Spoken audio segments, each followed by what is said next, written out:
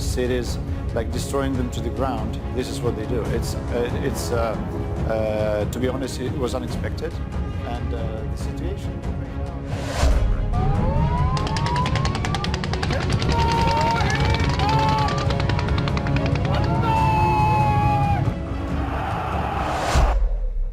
Hey hey hey, hola Indomax Indo Magazines. Nah, dua berita yang cukup panas kali ini. Yang pertama datang dari peringatan alias warning Duta Besar Ukraina kepada Indonesia terkait janji-janji Presiden Putin kepada Pak Jokowi Indonesia saat bertemu di Moskow beberapa waktu lalu, bos.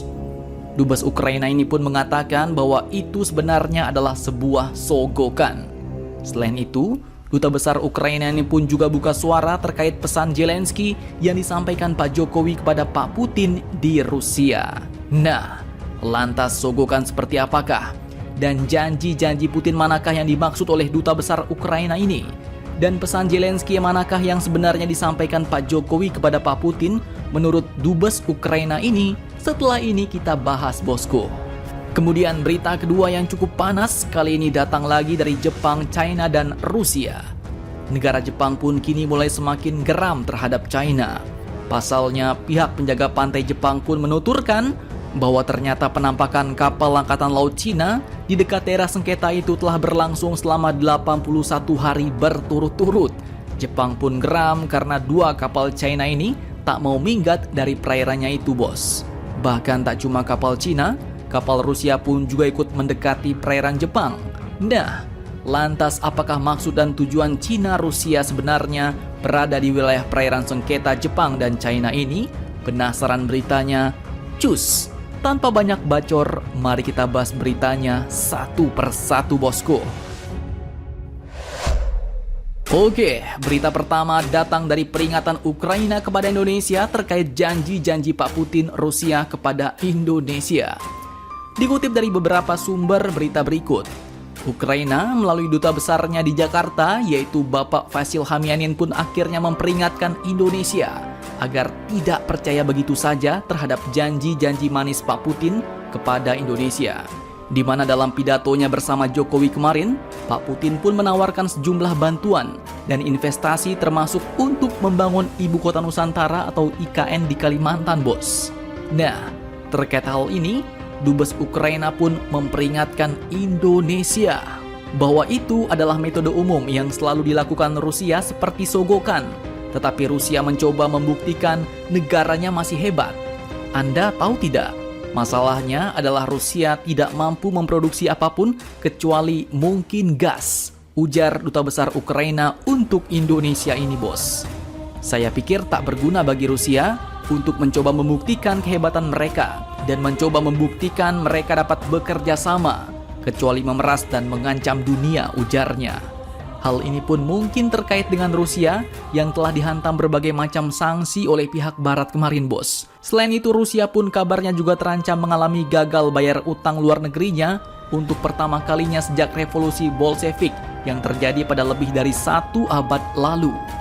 Hamianin pun menilai janji manis Rusia soal berbagai tawaran bantuan dan investasi itu ditujukan Putin untuk mengalihkan fokus masalah yang sebenarnya terjadi, yaitu kondisi perang Ukraina-Rusia. Nah, jadi bagaimana menurut kalian tentang peringatan Dubes Ukraina ini kepada Indonesia?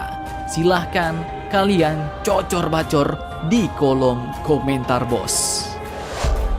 Kemudian selain memperingatkan Indonesia, Dubes Ukraina ini pun akhirnya juga buka suara terkait klaim Pak Jokowi yang telah menyampaikan pesan Zelensky kepada Rusia. Walaupun pihak Ukraina membantah hal ini, sehingga Pak Jokowi pun banyak dijinyir oleh netizen Indonesia sendiri, namun ternyata nyinyiran ini pun dibantah oleh pihak Rusia, bahkan Duta Besar Ukraina sendiri pun akhirnya juga buka suara. Dikutip dari CNN Indonesia, beliau pun mengatakan bahwa pesan yang dimaksud Jokowi adalah pemahaman mengenai situasi di Ukraina yang kemudian disampaikan kepada pihak Rusia.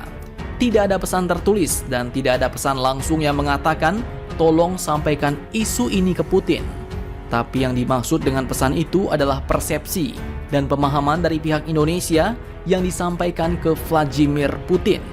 Beliau pun menegaskan bahwa pesan memiliki 3 arti, bos. 1, berarti pesan itu ditulis di sebuah kertas. seperti pesan tertulis dan dibawa ke suatu tempat. Kedua, sesuatu yang disampaikan secara langsung, yang disusun secara verbal dan disampaikan ke pihak lain. Dan yang ketiga adalah pemahaman setelah dialog dan pembicaraan lain antara presiden. Setelah kedua pihak mengerti satu sama lain, pesan itu pun dimengerti oleh Presiden Indonesia, ujar Dubes Ukraina ini. Hamyanin pun menegaskan bahwa pesan tersebut berarti pihak Indonesia telah memahami posisi Ukraina saat ini dan kemudian menyampaikannya ke Vladimir Putin.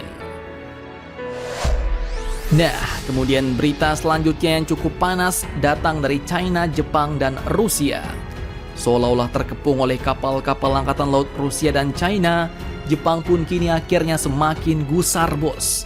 Dikutip dari banyak sumber berita berikut, 2 kapal patroli laut China yang kedapatan berlayar di dekat Pulau Diaoyu atau Senkaku pada Selasa 5 Juli kemarin ternyata telah berada di perairan Jepang selama 81 hari.